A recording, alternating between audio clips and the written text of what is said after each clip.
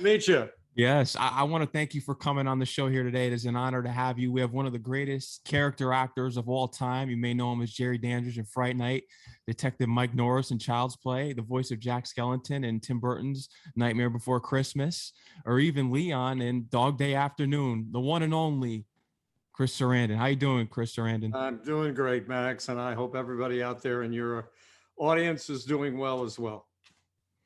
And how's it during this time through the pandemic for you as an actor?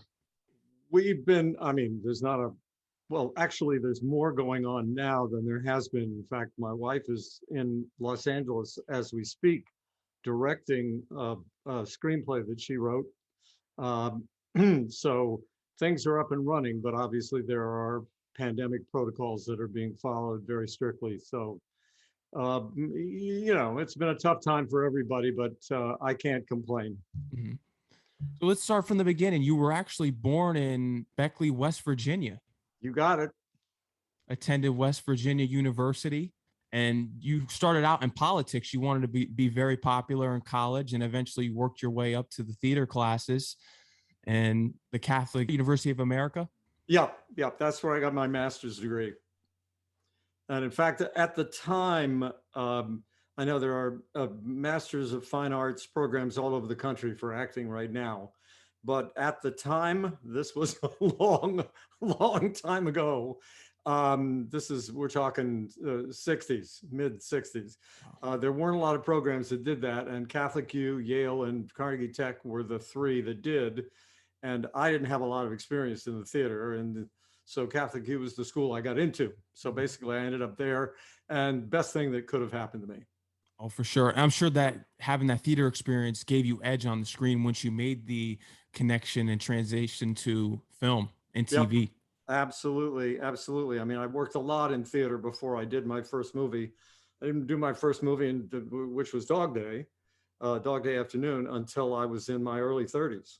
Wow. So before then, from my 20s through then, I've been working in regional theater, off Broadway, on Broadway. I've done a couple of Broadway shows, a couple of Broadway musicals, actually, oddly enough, and then Dog Day came along. So, what's interesting is that when you went for your degree originally at the West Virginia University, you got the degree in speech. There was no theater department there. Yeah, at the time. There is now. There's a huge creative arts program there. There's a theater department and a whole new campus.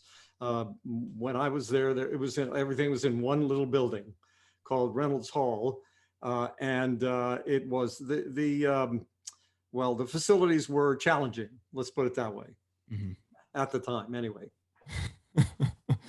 So you get in the theater, you get in the film. Dog Day Afternoon comes about, and actually, this wasn't the first time you actually met Al Pacino, because you worked with his girlfriend at the time on another play, I believe. Right. It was the original Broadway production of a musical called The Rothschilds, which is about an extraordinary family from Europe who lived in the ghetto, in the Jewish ghetto of, I believe originally they were in Frankfurt, Germany. Don't call me on this. The father was a coin dealer, and he happened to strike up a relationship with the prince who was the head honcho of that part of the world at the time. And the prince became his client, and through his connections, he ended up sending the boys out. He had 5 sons. And he sent them out to Paris, London, Frankfurt. Well, they were in Frankfurt, but Frankfurt, Vienna, and I forget the name of the 5th city. But at any rate, I played one of the brothers, and it was a very successful Broadway show, and it was my first experience in New York, really.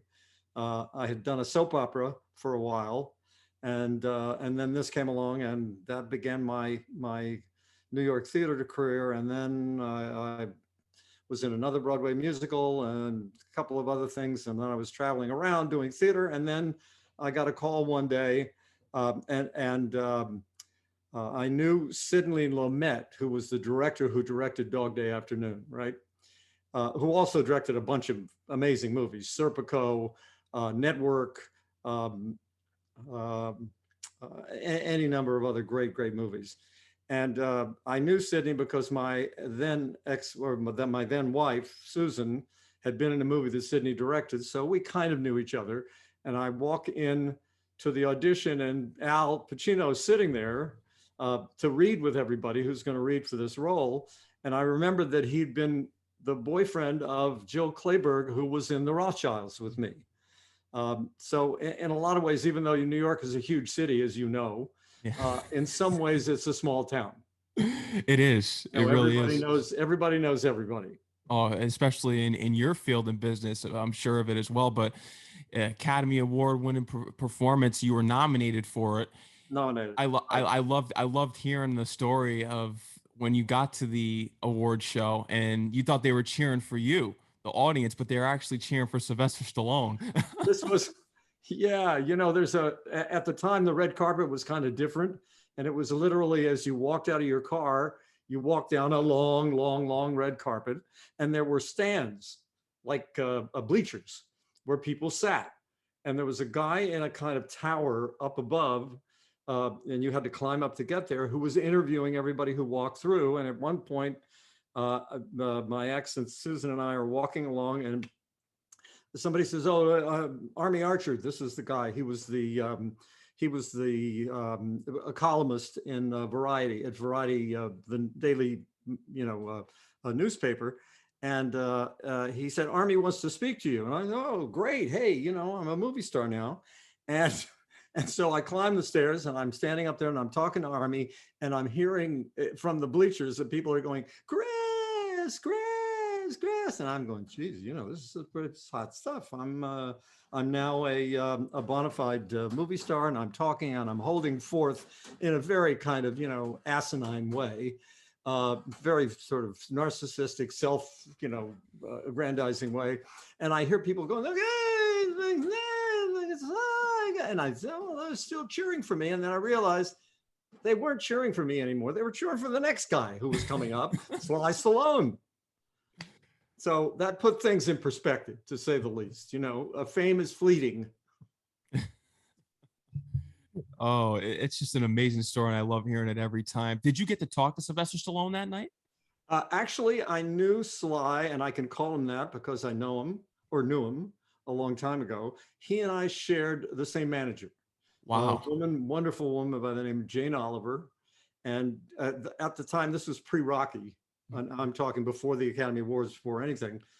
Jane was first my agent, and then she became a manager. And she also handled Sly. She handled my ex-wife, Susan Sarandon, and a guy by the name of Perry King, a couple of other people. And so I knew him through Jane. And Sly was basically, a struggling young actor for whom there didn't seem to be a place in Hollywood, because he was such a, he was a kind of hulking figure. And Sly talked with that, that thing that he does. And Jane was his great champion, and she sort of shepherded through the screenplay that he wrote of Rocky, and it became a phenomenon, obviously. And, the sequels, et cetera, and the rest is Sylvester Stallone history. Mm-hmm. From Dog Day Afternoon, we got to go right into Fright Night now. Tom Holland, you didn't know him at first. Eventually, you just got a call, I believe. Was that right, when you got the script? I got the script from my agent. And at the time, I had been working I'd done a bunch of films. I'd done probably 7 or 8 movies, and I'd done a lot of TV specials, that sort of thing. And I got this script called Fright Night. And at the time, I was still pretty full of myself. I'd been on Broadway, off Broadway. I'd done a lot of Shakespeare, and I'm looking at a script, and it says on the cover, Fright Night. And I'm thinking, I'm a high class actor. And my agent said, "Well, it's an offer. They want you to do this." So I said, "Well, out of respect for the guy who wrote it and who's directing it, I'll read it, and then I'll call my agent and say, 'I'm sorry, but I don't do horror movies,' right?" So I started reading it, and within 10 or 15 minutes, I was transfixed. It was a great screenplay. It still is. It's beautifully constructed. And after I finished reading it, I turned to this is my second marriage. Mhm. I turned to my wife and I said, I've got to meet this guy at least, to see what this is all about. So I told my agent, let's set it up. And they kindly flew me to Los Angeles to meet him and the producer, Herb Jaffe. And we sat down and we started talking. And after the kind of pleasantries of, hi, how you doing? How is everything in New York? It's nice to meet you, etc. We had a couple of maybe mutual friends. Tom said, I'd like to describe the movie to you. And I said, oh, great. And he proceeded to describe the movie shot by shot. That is, this is how I'm going to, this is the crane's going to come down here, and then it's going to move in on Jerry. There's going to be a such and such, so and so. And by the time he'd finished, like 2 hours later, I looked at him and I said, dude, I'm in. I obviously, it was his first directing job, right? But he had a history of writing screenplays. Right. A number of which had been done in Hollywood. So I thought, let's cast my lot with this guy. This is really an interesting script. It's a wonderful idea. He knows what he's doing. I don't have to worry about that.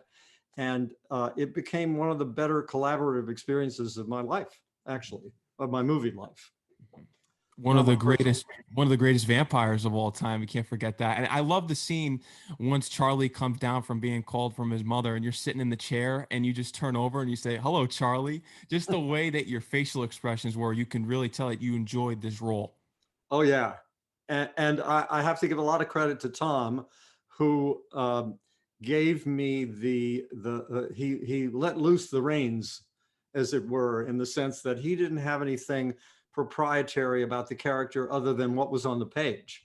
But anything else, any other ideas I had, he was very open to. And also what was great about the experience was that Tom had been an actor. So he understood the kinds of things that actors need to do to prepare for roles. So we spent a number of days before the shooting actually started talking about the characters. He asked us to bring in biographies of the characters, that is, backstories of the characters. And we sat around and chatted. I mean, for a movie of that genre, it was very unusual to operate that way, which is from a level of reality and in a way naturalism, that these are all natural events. They're not supernatural events. And if you treat it that way, then it makes it much more real for an audience. Mm-hmm. I'm curious to hear, when preparing for this role, who was a vampire that you looked up to as an inspiration for this role prior? Bela Lugosi, was it Nosferatu? What was the role that you looked forward to in putting? Actually, all of those. It was all of them. I have always been a big fan of. I'm a major sort of TCM freak. First of all, I still have. I'm going down to watch a movie called Ninotchka as soon as we're done, because it's great. Greta Garbo movie. I think Fritz Lang directed it, or one of the great, Hollywood directors. At any rate, so I was a big fan of the Murnau Nosferatu. And by the way, Tom uses an inspiration a number of the things from Nosferatu, including that final makeup with the big ears and that horrible kind of beast-like face. And the rising out of the casket where Jerry comes up kind of this way and rises from the dead. In the basement scene. Yeah, he based that on Nosferatu. And a number of other things that were, and one of the great things about the script was that it had, because we were all familiar with those movies, and one of the inspirations for Tom Holland when he wrote the script was that he had been saddened by the fact that vampire movies were not taken seriously anymore in Hollywood. That this is pre-True Blood, this is pre Francis Ford Coppola's movie. Even pre-Lost Boys. Yeah, exactly. And so during that period, just before he made Fright Night, a lot of movies were making fun of vampire movies. Love at First Bite. There were a couple of others, right? And he felt that the genre needed a kind of goose, as it were. But he knew that because of present audience's sensibilities that he had to have some fun with it, but at the same time, take it very seriously. So the kind of watchword or the watch phrase was, we're going to have fun with it, but we're not going to make fun of it, which is a very, very important distinction.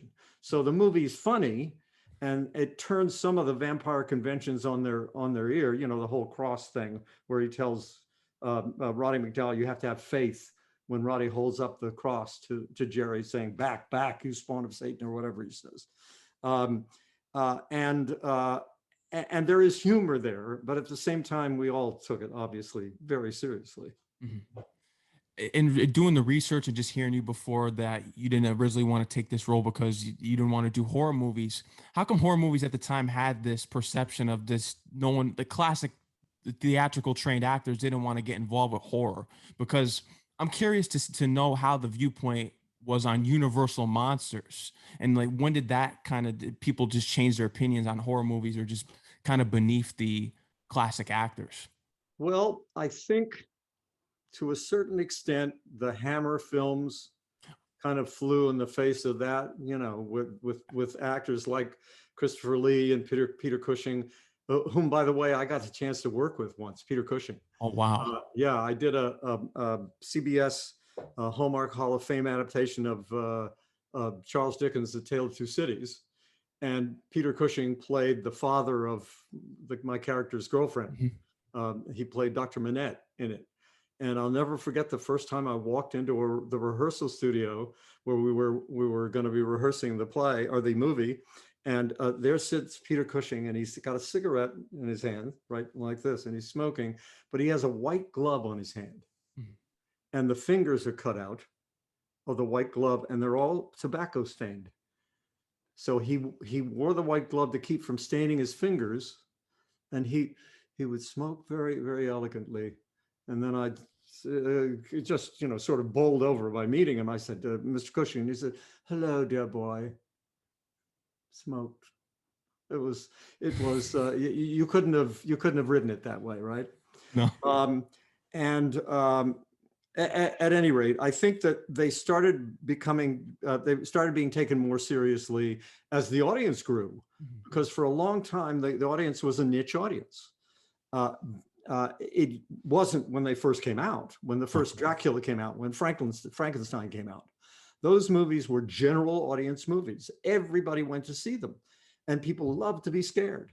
And then somehow they took on, over the years, a kind of second-class B-movie sort of feel. And of course, a lot of them were made that way, made very cheaply, not with big budgets.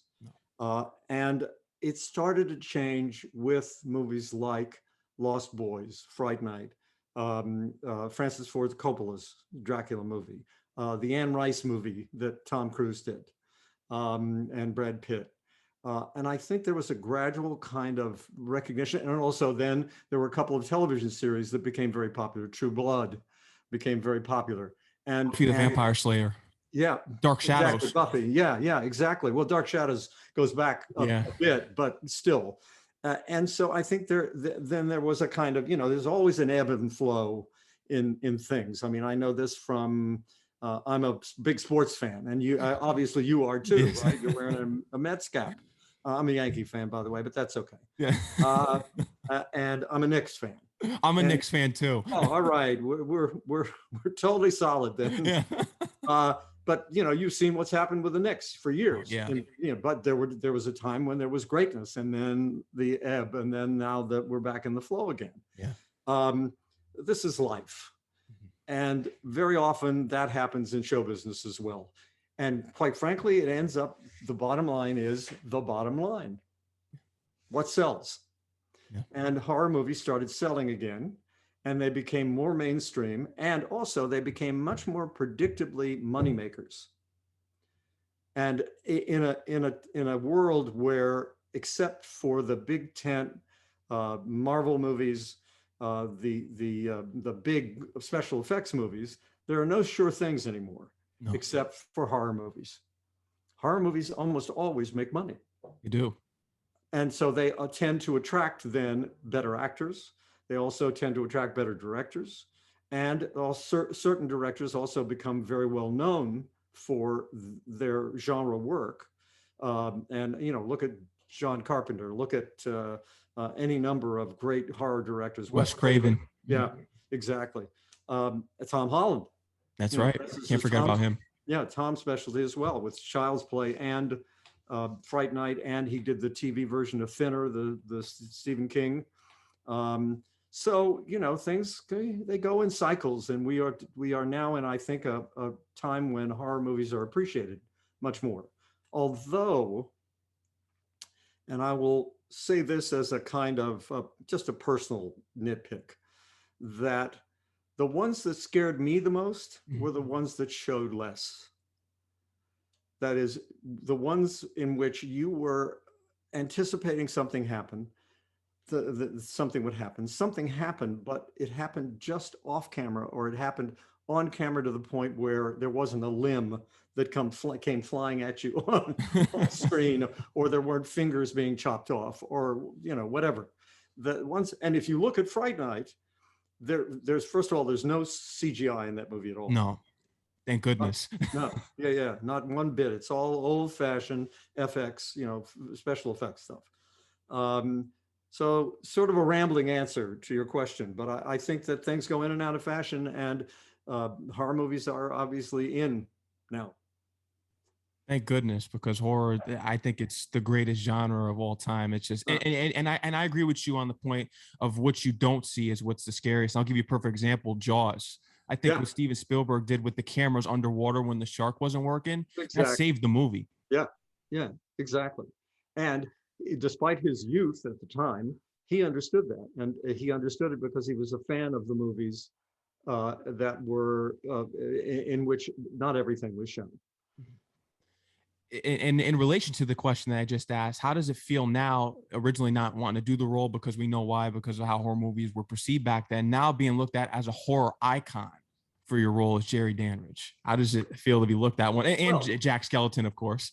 It's great. I'm very fortunate that I instinctively made a couple of decisions with Tom, particularly with Tom Holland, with Fright Night and Child's Play, the original Chucky movie, and Nightmare Before Christmas just happened. I just was in the right place at the right time. I auditioned, and they picked me. That's the way it usually happens. You got to go through the gauntlet before you can get the prize. And I've actually done a couple of other sort of lower budget films that were done. One in Canada called Reaper, which is an interesting little movie about a very strange writer. And I also did a H.P. Lovecraft movie. I don't know what the release title ultimately ended up being, but it's something about Charles Dexter Ward. But that was actually an interesting movie because that was a screenplay or an adaptation and directed by a guy by the name of Dan O'Bannon, who created Alien, the original Alien screenplay script. Wow. Yeah. So I've done a few of them over the years. And much in your own right, a horror icon. How long did the makeup process take for Fright Night? Because if you notice, as the vampire transitions on in the movie, it has the Nosferatu look, and the makeup becomes more advanced, and it wasn't CGI, which is a great thing. And that's my question for now. Then I'll ask my follow-up one. Yeah. The makeup, first of all, in those days, and I hesitate to use that term, but this is 80s, mid 80s. The makeup not only was the CGI non-existent, but also makeup was much more primitive as well. Now, very often there are just single piece appliances that go on. Back then, I got to the makeup trailer at 4 a.m. in the morning, and at noon they were done. And in the meantime, it was all piece by piece by piece, and then blending each piece in with latex. At one point, after like 1 or 2 days of this, I turned to Kenny Diaz, who was the FX makeup guy, and I said, "Kenny, I'm going to go crazy. 8 hours a day of this for a week or two. And I come from the theater and I know how to do makeup. So let me do something. And he said, do you want to do your hands? And I said, yeah, okay. So they let me do the extended fingers, which were just a rubber appliance that goes on your finger. And it's like a cup that goes over your finger, but then you have to blend the edges in. So I did that. I did the blending, and then I did the stippling with a sponge and the basic kind of makeup on my hands. And it kept me busy for those 8 hours, thank God, or I'd have gone mad. Do you see makeup returning that way in this day and age? I know CGI has just become the fallback for makeup artists and just movies nowadays. Do you feel as though that the industry may make its way back to using real makeup effects again? Well, I don't know the answers to that because I'm not involved in many situations in which that kind of makeup is done. Mm-hmm. I do know that even after that, when, for instance, Billy Crystal's makeup in Princess Bride, Mm-hmm. okay, Billy and the whole Saturday Night when they do makeup, they use a lot of appliances as well. Billy uses the guy who I think was the Saturday Night Live guy. At any rate, he knew him from there. And he had an extraordinarily complex makeup as well, but there were more sort of complete pieces used. Now, and so instead of 8 hours, his makeup was 4. Still, it's a lot of time. Yeah. And I don't know exactly what's going on now in the special effects makeup world. I'm totally out of that world as we speak, so I can't really speak to it. No. What is your favorite scene as Jerry Dandrige in Fright Night? I think I have a couple. One, which was a kind of collaboration of Tom and me. At one point when we were all looking up our background stories, and I'm thinking, well, where's my background story going to come from, because this guy's been alive for 400 years. And so I started looking up vampire bats, thinking, okay, well, if the genesis is somewhere there, then that's where I'll go. And I discovered, much to my surprise, that the 90% or somewhere in that range of all the bats in the world are fruit bats, not vampire bats. So I thought, well, maybe it'd be interesting if Jerry had a little fruit bat DNA in him. And I approached Tom and I said, what about, occasionally I'm eating fruit during the movie. And he thought, apple. oh, that's great. I love that. That's great. And so he carried it further in that great scene where Charlie's hiding in the bushes and Jerry walks out and he's eating an apple. And I said to Tom, what if I toss the apple at him? And he said, I love it. I love it. I love it. And it became that moment where you see literally the apple rolls into the frame and there's this horrible chunk that's been taken out of it. And it's a wonderful kind of, whoa moment in the movie. Mm-hmm. And that was really just Tom and me deciding beforehand, oh yeah, this is a great idea. Let's see how we can use it. The other is the scene where Jerry first confronts Charlie in his room, and he grabs him and he shoves him up against the wall, and Charlie's kicking the Pokemon machine, and Jerry gives him the choice of forgetting about it, which is one of the great things I think that Tom allowed, and it was in the script originally, of giving Jerry some humanity, of not just making him this rapacious monster, but someone who has to tell you somehow that while the life of a vampire is very romantic, there's also a price. And that price is you're hunted for eternity. And so he says to Charlie, I'll give you a chance, Charlie, whatever the actual dialogue is. Just forget about it and then, we're done. And Charlie refuses. And Jerry just says one word. He just has one word, and it's just fool. But I tried to imbue that with the underneath the word, with the sense of, oh God, now I have to kill you, and I don't want to kill you, but I will, because that's what I am. It's sad, but it's also your fate. All that in one word. And to me, that's the magic of movies, and also sometimes the magic of acting, Mhm. is that often one word can convey so much, especially on screen. You know, you see it, so, you know, Yeah. so close up. And it was perfectly performed, full. That delivery, as you Mm. just clarified right there. Thank you. Thank you. Roddy McDowall, you had a very close relationship with him. He used to invite you to dinner, and there are tons of celebrities there, movies that you grew up watching, even in your 20s and 30s. Yeah, yeah. Roddy was an extraordinary human being. He was, first of all, if your audience is familiar with Roddy from his work, but probably more of them are familiar with Planet of the Apes, Planet of the Apes. Mhm. right? Um, but I was a fan of Roddy's from the time I first saw a movie called How Green Was My Valley, which is a John Ford movie, one of the great John Ford movies of all time. John Ford also directed The Searchers. He directed Ty Yellow Ribbon. I mean, you know, John Ford is like one of the great iconic directors of Hollywood history, right? He's primarily known by most people for his collaborations with John Wayne. But this was a movie in which it's about a Welsh coal mining town, and it's based on a novel. And Roddy was a little boy in the movie. He was like 6, 7 years old, and he was amazing in this movie. And then he went on to do National Velvet with Elizabeth Taylor and any number of movies as a child star. And then he matured into becoming a very fine featured actor in Hollywood. And he also was a student of film.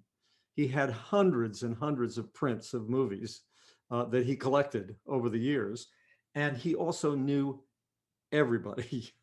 And he loved to have dinner parties. Um, his dinner parties were famous because you'd sit down, you know, if you were invited, you'd sit down at the table with, I didn't sit down with her, but Elizabeth Taylor. Or one night I sat down at a party with Liza Minnelli and David Hockney, this very famous painter. And I mean, you name it, they came to Roddy's because Roddy knew them, and he was their friend. It wasn't a kind of, you know, I do this because I'm Joe Hollywood. It was because Roddy was a genuine friend. In fact, through my life until Roddy died, on my birthday, no matter wherever Roddy was, I would get a card from him. If Wow. he was in Europe, if he was in Russia, wherever he was, he always remembered his friends' birthdays. And in fact, in our house now, as you walk in the foyer of our house, there's a bench, a pew from a church that Roddy gave me and my wife, Joanna. Joanna worked with him as well. She did a tour of a play with him Wow. for quite an extensive period of time. And he was just genuine, straightforward, no BS, a lovely human being. And the stories about old Hollywood were just, you know, he knew all the gossip. He knew where all the bodies were buried. So between shots, you know, we'd sit around and talk, and Roddy would tell stories. And they were unbelievable. And he's deeply missed. And what a Oh, yeah. saint, just him sending you birthday cards every year, no matter what. There's Who family does members that? that don't even Who, remember my birthday. yeah. Who does that? Nobody. Yeah. Roddy did it. No, And he was an accomplished photographer. He was an amazing photographer. you got that right. Yeah. Fright Night Part 2. Did they ever contact you to reprise your role as Jerry Dandrige? Was there anything that came up No, for I that? don't think, first of all, Tom wasn't involved. That's right. And if Tom had been involved, I'd have perhaps thought about it. But I think that he felt, because the original worked so well, that he didn't want to revisit it. But he did put his imprimatur on the movie and say, okay, you guys want to make it, you go ahead and make it. Tommy Lee, I forget Tommy's name, the gentleman who directed it, and Julie Carmen, I believe, who was the female protagonist in the movie, or the female vampire. Um, but no, I wasn't involved, nor was I really interested in being involved. Not that I thought it was going to be bad or anything. It's just, it's time to move on. Yeah. I've done it. Let's do something else. Doing my research online, the cameo in the 2011 Fright Night. How do you feel about the remake? Actually, I think they did a really nice job. I know I have a lot of fans who come up to me and say, "Oh, the remake," and I try to calm them down a little bit and say, first of all, they spoke of it immediately as a reimagining, not a remake. That they didn't want to make the same movie, even though they were basing it on the original. And secondly, there was a kind of reverence for the first one by everybody who was involved in the second one, or the quote unquote remake, but the reimagining. And in fact, Colin Farrell, the first day I arrived, I hear a kind of sheepish knocking on my door, my dressing room, and it's Colin, and he walked in and he was nervous. And I said, "Hi, how you doing?" We shook hands, and he said, this is weird for me." I said, "Why?" And he said, "I watched this movie 50 times when I was a kid." And he said, "I'm such a huge fan, and I just wanted to bring you something." And he brought me this extraordinary bottle of wine, and he gave me a boxed set of the Carl Dreyer Vampire, which is one of the original old vampire movies. And the company couldn't have been nicer. They all were huge fans of the movie. Anton Yelchin, who is sadly missed, was a lovely young man, and Tony Collette. They were all just so great. And as I say, I think they did a nice job. Mm-hmm. It's not the original, but hey. That's my opinion on remakes. I just can't, because I'm such a purist. I love the originals. I respect the original bodies of work. I wish there would be more John Carpenters, Tom Hollands, and Wes Cravens out there that would create something new, but that's hard to ask for in this day and age. Yeah, right. You established such an amazing relationship with Tom Holland. He wants you to play Detective Mike Norris in Child's Play. He had to fight for you to have that role. Right. Yeah, I know. The producers and the studio all were very trepidatious about casting me, and I can understand it to a certain extent, because I wasn't exactly your go-to guy for Chicago tough guy cop on the one hand, but on the other hand, Tom and I had developed a real shorthand working together. And also, I think to a certain extent, because Tom fights for his work, and he knew that it was going to be a tough go, because it wasn't his original idea. He did write the screenplay, but it was in conjunction with a number of other parties. There was much more of a studio involvement with it. With Fright Night, basically the studio left him alone because they had a couple of other big tentpole movies that they were working on, and so they just kind of ignored him, which was a great sort of artistic freedom for him.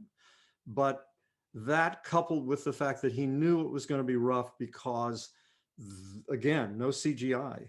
No. And he's got animatronics going, he's got working with little people, he's got working with children to double for Chucky, he's working with a child, lots of special effects, lots of stunts.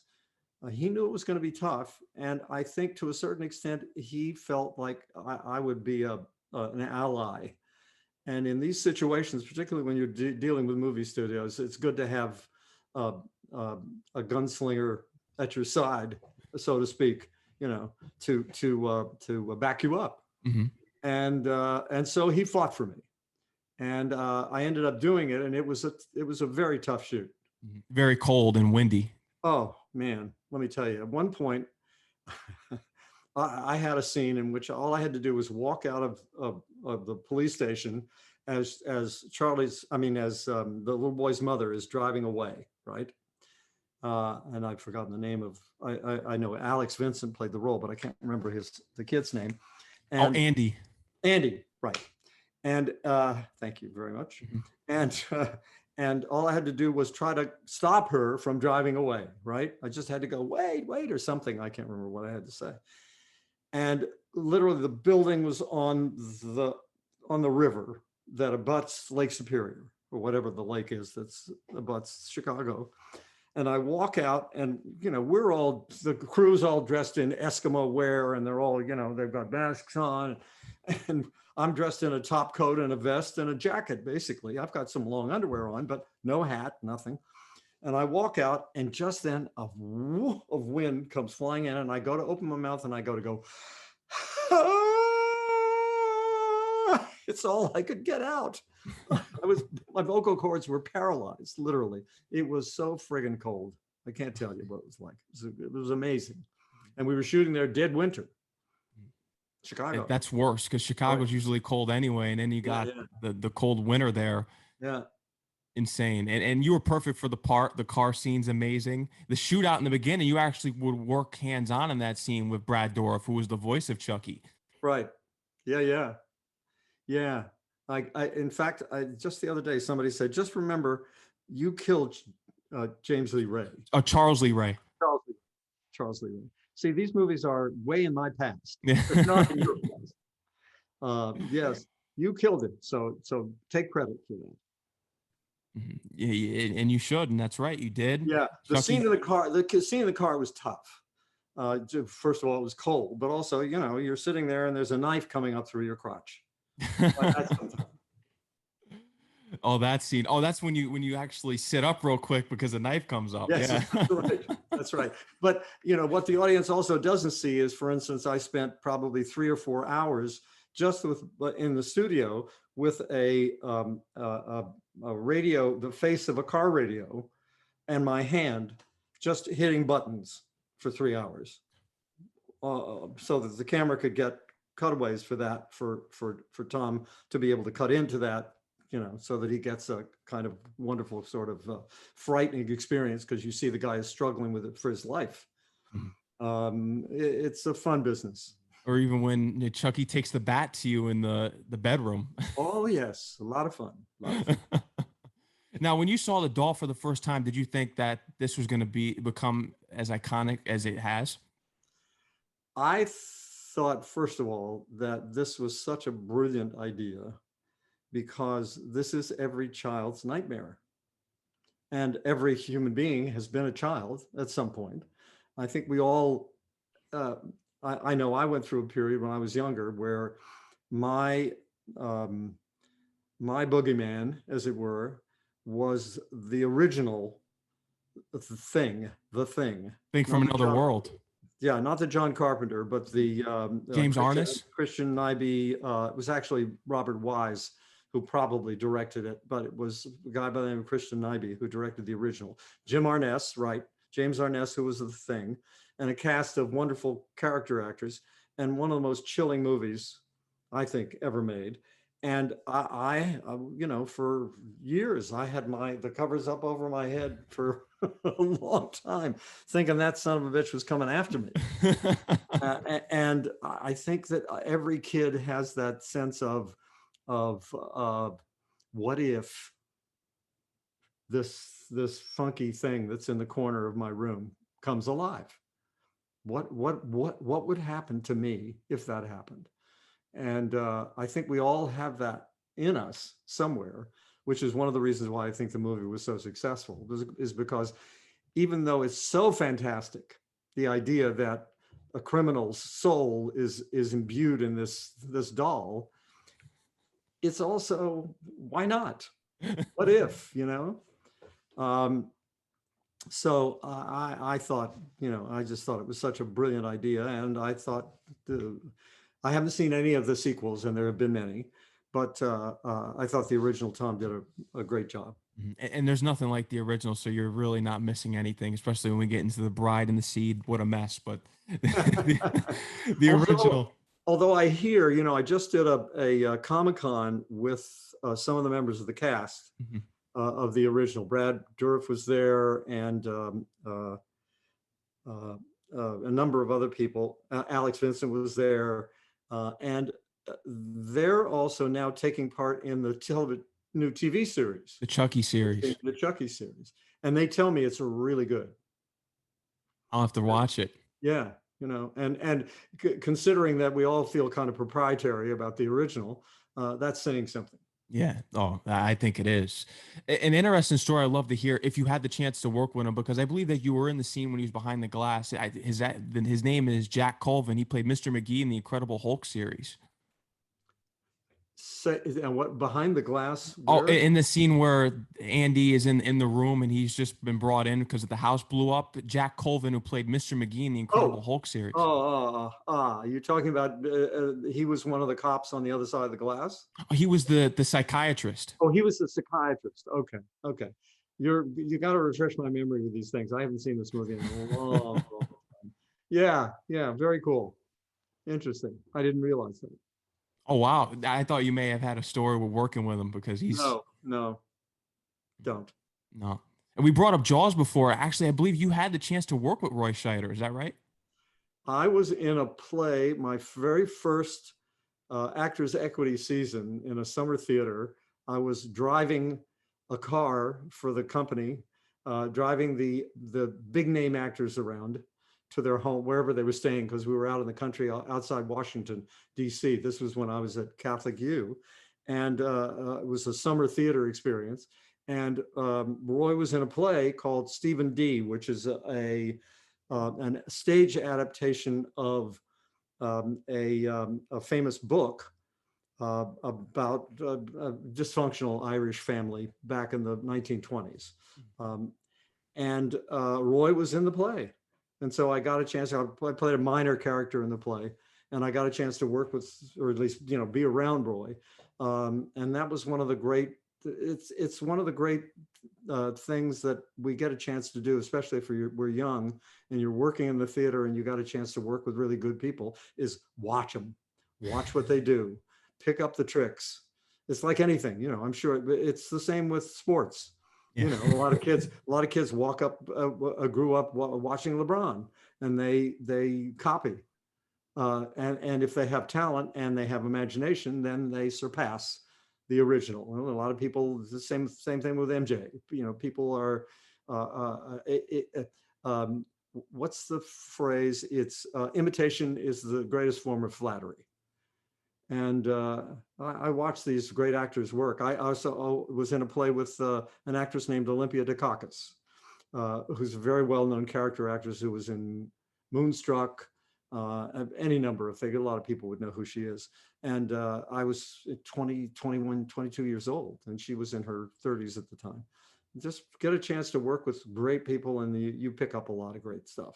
Mm-hmm. Tim Burton's A Nightmare Before Christmas. We got to get into, what does this film mean to you? Because this has become such an iconic film for not only just one holiday, two holidays, and the merchandise for this film. Oh my God. It's all over the place. it's astonishing. When I do Comic-Cons, there literally is everyone I do, something new is shown to me. In fact, I've got a lot of the stuff. Oh, here. This is the latest thing that I just received from my agent who books me at these things. This is a music box. Let's see, does it work?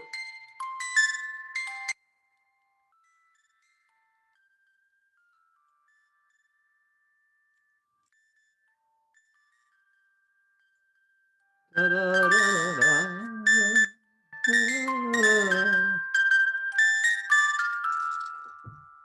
Go figure. An iconic role with such merchandise. Oh, there we go. Crazy. Anyway, all over the place. That was just one of the serendipitous things that happened in my life, because I just went in to read, and they were casting to The Voice because Danny Elfman had already recorded the music and already recorded the songs. And I went in and read some scenes, and that was it. They cast me. And from then on, it was every 3 months or so, they would fly me up to San Francisco, which is where it was shot. in a big kind of warehousey building um, there. And I remember walking into the lobby the first day I was to record with Henry Selick, the director. And there were storyboards all along the walls of the entire movie. And also, interestingly, um, things like ping pong tables and punching bags. And I thought, what? But then when I saw what the actual work entails, the actual shooting of the movie, because in that same building were, I don't know, 4 or 5 little sets with the animatronic figures, and literally it's one frame at a time. So let's say that Jack's hand is doing something like that. Okay. So they've got Jack's arm set this way. They move a finger, they shoot a frame. They move a finger, they shoot a frame. They move a finger, they shoot a frame. They move a finger, they shoot a frame, so on and so forth, so that they get 11 seconds of usable film a week. Now, normal, you when you're shooting a movie, regular movie, you get 8 pages a day or 5 pages a day or whatever, and and I would go into the studio with Henry Selick, and Henry and I would record 2 or 3 scenes, just me and Henry. I worked once with Catherine O'Hara, who played Sally. She and I did the Jack and Sally scenes together. Other than that, I always was by myself and with Henry, and just doing the lines over and over. Okay, try it this way. I would do it that way. And then he'd say, okay, try it this way. And I'd do it this way. And now hit this word. And then I'd hit this word.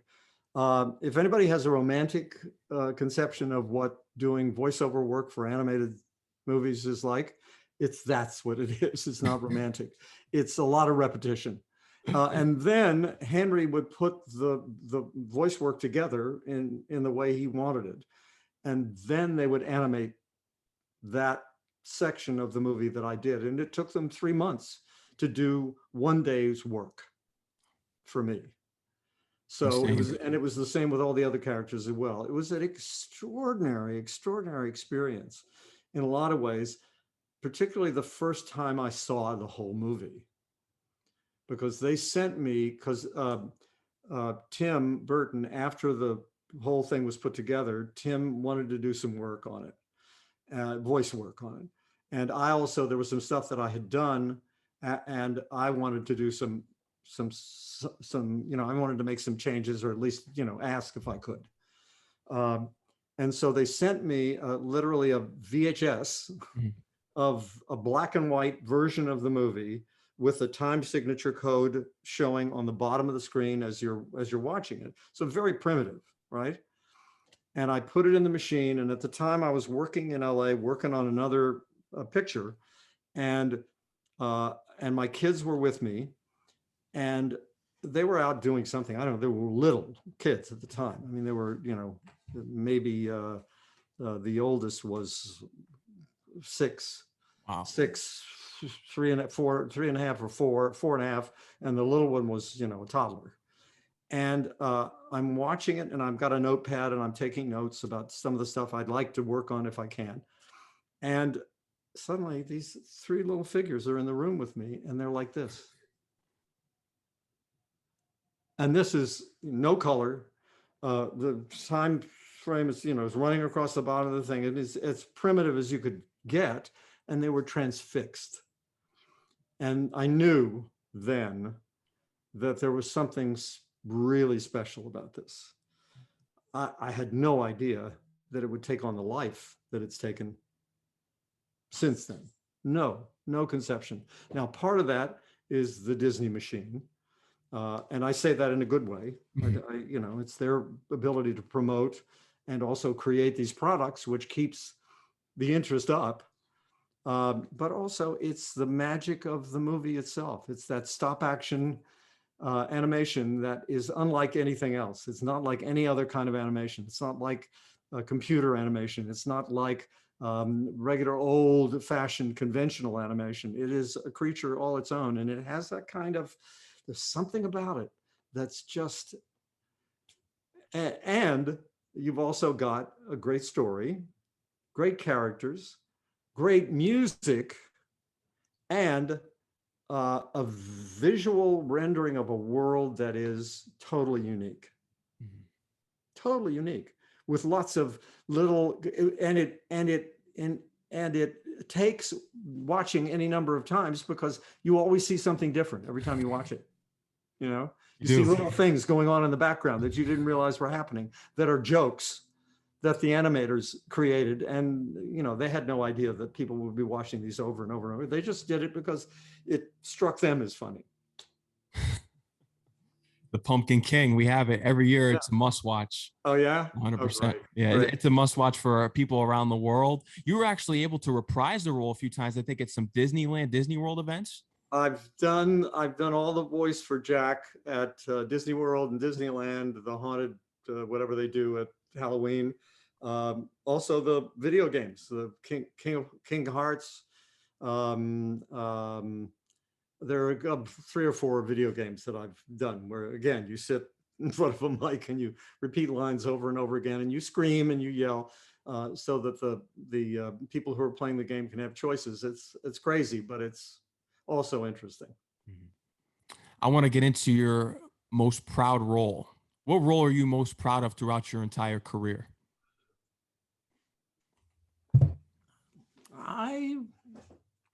For a variety of reasons, I'm proud of, obviously, of that, of Nightmare Before Christmas, just because of what it's become. I'm really proud of Princess Bride, just because we had such a great time. And also I loved that property. I read the book way, years and years ago, 40 years ago, 50 years ago. And the group of people who were involved, including Rob Reiner and Chris Guest and, Robin Wright and Carrie Elwes, who's a very close friend. Dog Day, I'm really proud of, because it was the very first movie. But something that a lot of people don't know, so I get people who come up and talk to me about it because they watched it in school, with this Tale of Two Cities that I did for CBS Hallmark Hall of Fame, where I played the two characters, both Sidney Carton and Charles Darnay. You remember that book from school? Oh, yes. And first of all, it's a great story, and it was a big production in both London and Paris. And I got to work with some of the great British actors, including Peter Cushing, whom I mentioned, whom I met the first day of rehearsal, and a guy by the name of Nigel Hawthorne, who's now passed away, but is lovely. David Suchet, who played Inspector Poirot on the PBS Agatha Christie's, a woman named Billy Whitelaw, these a man named Kenneth Moore, whom I idolized when I was younger. All these great, but they were older at the time. A woman named Dame Flora Robson. I was like, golly gee, I get to work with all these these wonderful people. I felt like I was 10 years old again, and watching a movie that I was in. And also, it was one of the movies that I got to sort of use my whole tool chest. You know what I mean? Yeah. That the stuff that I do well, I got to do in this movie. I got to do an accent, a very, great British accent. I got to play a character role of this sort of dissolute attorney. And those roles are always much more interesting to play. And I got to work with all these great people. And I made some friends while I was shooting it as well. And it was one of my proud moments. Mm-hmm.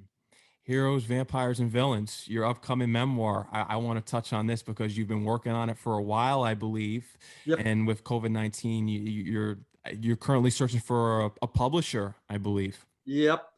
My agent and I are sort of lying in the bushes, waiting for things to calm down a little bit. And I'm also, I grew up in a restaurant. My dad owned a restaurant in my hometown in West Virginia. And I've always been involved with food. I've always cooked. I've always been interested in food, but I didn't want to go into the restaurant business with my dad for obvious reasons. It's a tough business. I have a son who's a chef, by the way. Oh, wow. Yeah, yeah. Trained chef, and all my kids cook and are fabulous cooks. But one of the things that's always interested me is that the way I grew up around it all the time. We ate in the restaurant um, every other week. We ate dinner at the restaurant because my dad worked that shift. And then he'd come home 5 days, 7 days, and then he'd work 7 days. And so I started working in the restaurant when I was like 9 years old. Started washing dishes. My dad, you gotta see how this works, and also you gotta see that life isn't all easy, because he had a very tough life. He came here when he was relatively young, and so I have a sort of love-hate relationship with food, but at the same time, it's always been in my life. And one of my in-laws, my sister-in-law, said to me, you've got this presence of being in the movies, et cetera, and these iconic movies, and you have this background in food. And is there some way to combine that in something that is out there in the public? And I thought, well, what's always interested me is how we grow up with food.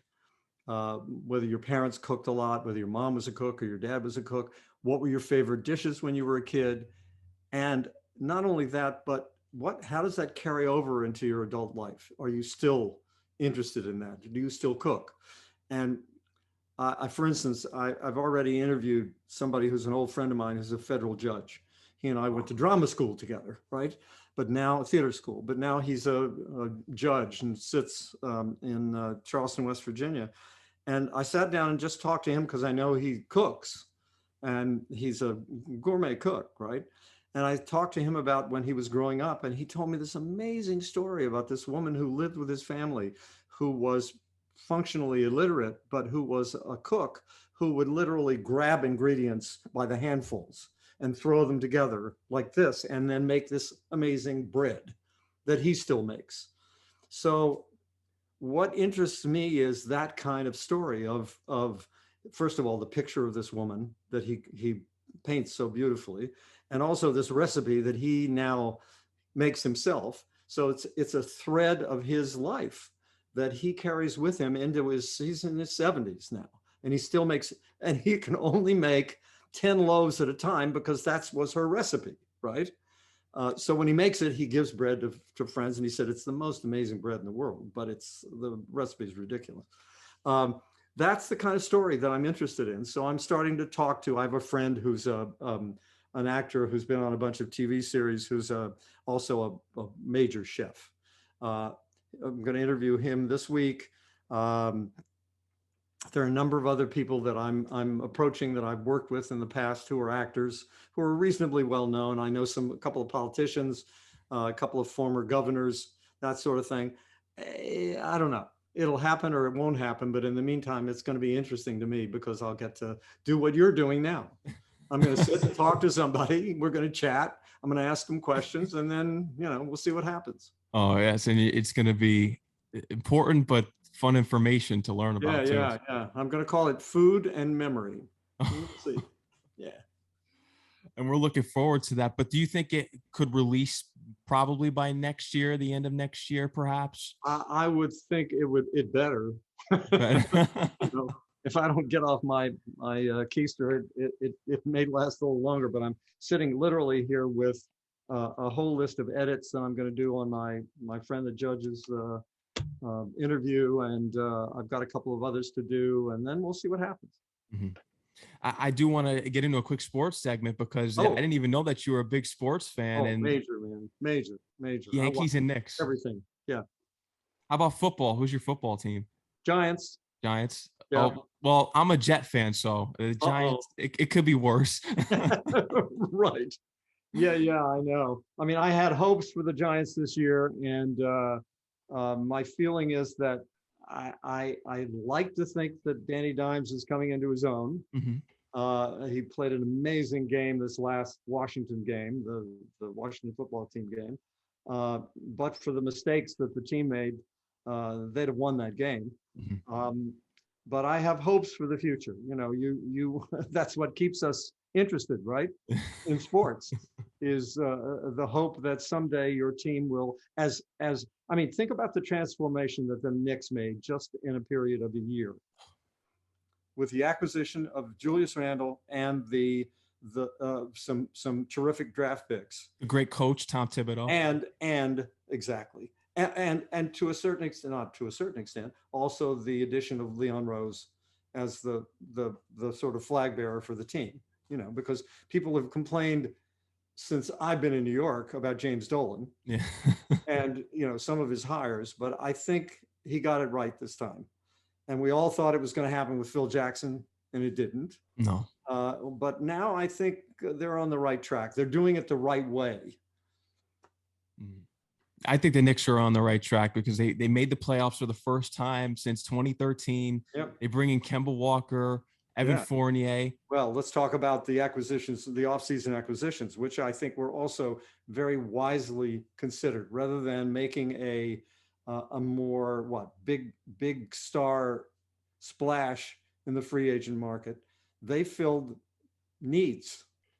They did.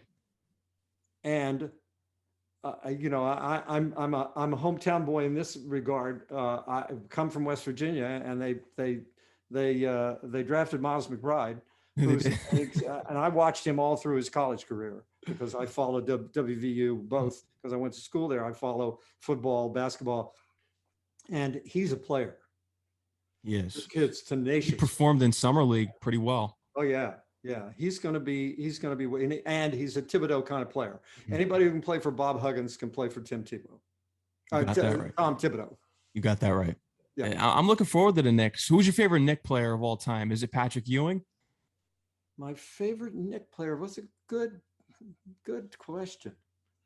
Maybe. Well, I kind of, you know, I had such a kind of romantic idea of, because I kind of was around when they won the championship, but the Bradley, Willis Reed. Oh, the Bill Bradley. Yeah, and Dave Walt Frazier, those guys. I still have a kind of, you know, romantic ideal of that team because that was such a team, quote in quotes, in that it take one player away and it doesn't work. It was the combination of that particular group of people. And also there was such an interesting group of guys, you know, Bradley, who was, you know, brainiac, college player of the year, who became a senator, and DeBusschere, who was a kind of working class guy, who were best friends. I mean, it was a really interesting, just from a kind of theatrical standpoint, you know, from my looking at it from that point of view. The stories were great. And I think that these Knicks are creating that kind of atmosphere. They have the right kind of team first point of view. There's Randall is obviously the main guy.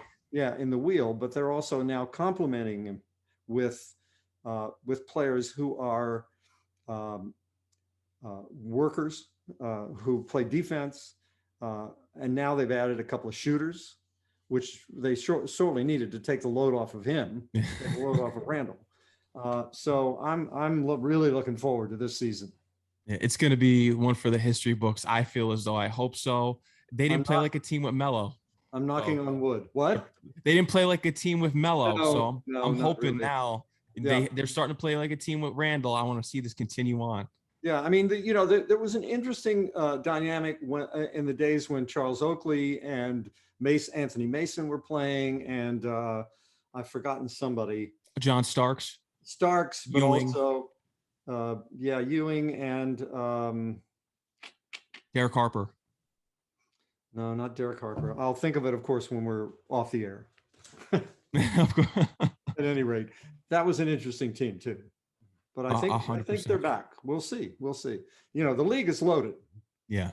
especially the Western Conference. Yeah, especially the team across town. And the Nets. Right? Yeah. And the Nets. Yeah. But I think it's a better kind of story narrative when you're not playing, when it's not about three superstars, it's about a team coalescing together to create something that's better than anything else. We'll see.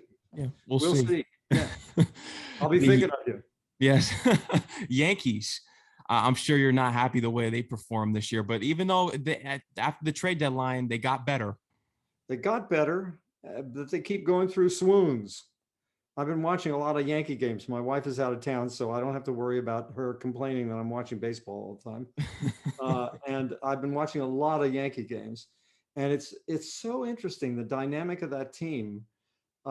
Their pitching carried them for a while, and then Herman got injured. Severino's been injured forever. Now he pitched an inning last night or two. I don't know. I left the game when they were ahead 7-1 because I had something to do. It's a kind of interesting mix of veterans and young players, and players who are on you can't call some of those players on the ascent because they're star players, but they haven't quite put it all together at one time. They had that great streak, that 13-game streak, and then they lost 8 of 9 games or 7 of 8. Can't remember now, but now they're on a little kind of mini streak, although they lost the series to Cleveland a couple of days ago. So they're hard to figure out. The commentators, this is essentially everybody saying the same thing. How do you figure this team out when you've got players like Aaron Judge and Stanton, go figure. LeMahieu. Well, anyway. Again, it could be worse. You could be the Mets. You could be leading in the first in the NL East and then just drop down. Yeah. What happened? They just lost. They just started losing all their games in August. DeGrom was injured early on. As soon as they lost DeGrom, I knew. I was like, here we go. That was a huge loss. Huge loss to DeGrom. Yeah. Yeah. And Garrett Cole for the Yankees, the last couple of games, he's had a hard time. So it's unpredictable. But that's what's interesting about sports. Yeah. You think you know what's going to happen, but and it's the one thing, it's interesting because people always ask me, like, when you sit down with a newspaper, what do you read first? And I say, I go to the sports page. What, really? And I say, yeah. Well, why? Because on the front page, it's all about the things that are on the precipice. You don't know what's going to happen one way or another. No. In sports, there's a winner and there's a loser. And the results. Where it's gone. Where it's gone. You don't know necessarily where it's going, but where it's gone. And that it'll be unpredictable and you'll have your heart broken, maybe, as we all do, for sports fans. Only New York fans usually. Well, yeah, it's been a tough few years.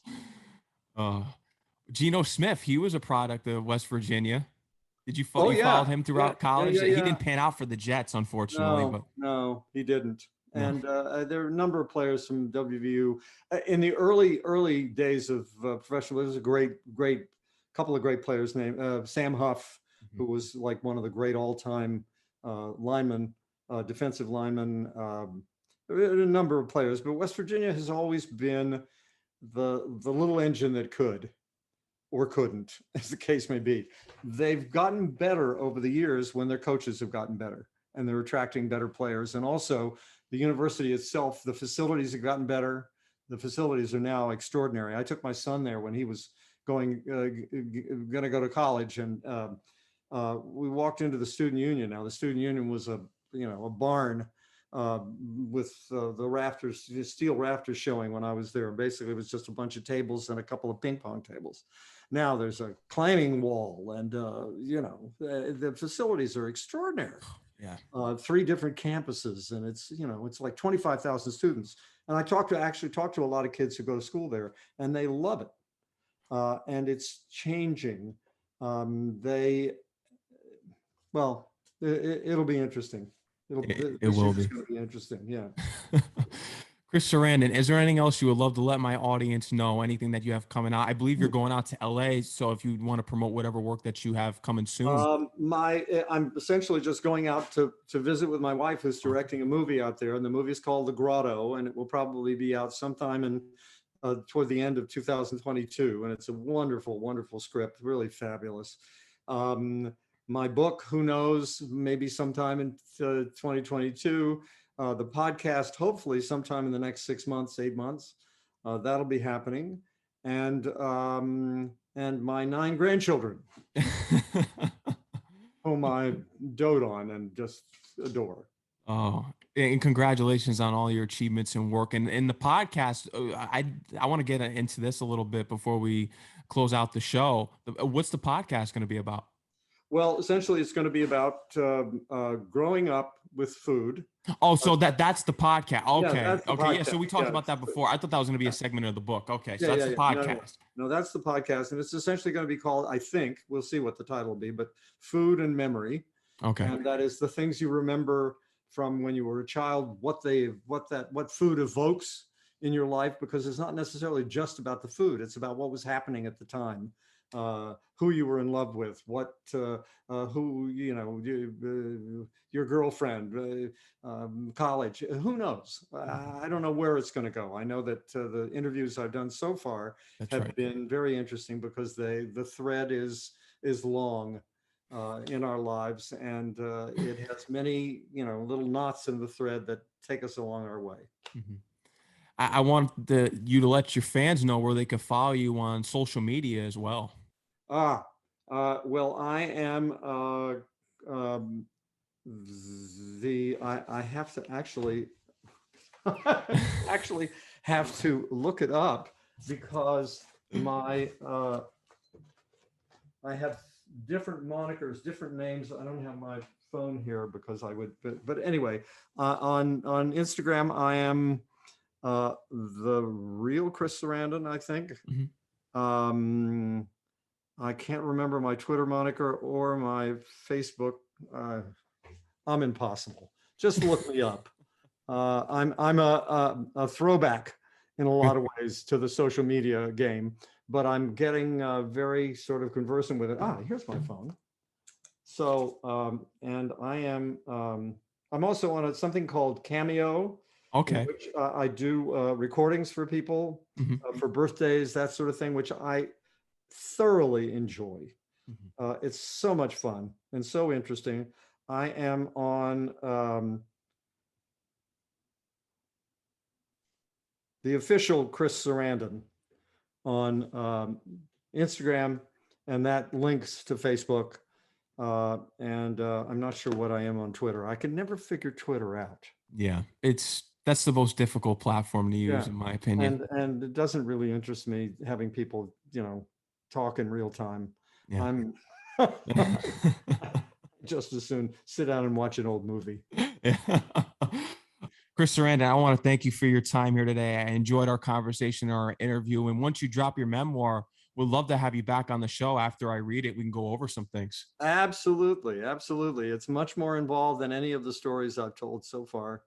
And it's a pleasure to meet you, Max. I'm so glad that I got back in touch with you. Of course, and it's a true honor. I'm looking forward to reading the stories about Dino De Laurentiis and the projects that you turned down. Yes, right. All right, you take care. You too, Chris. Enjoy the rest of your day. Stay safe. All right, man. Go Knicks. Go Knicks.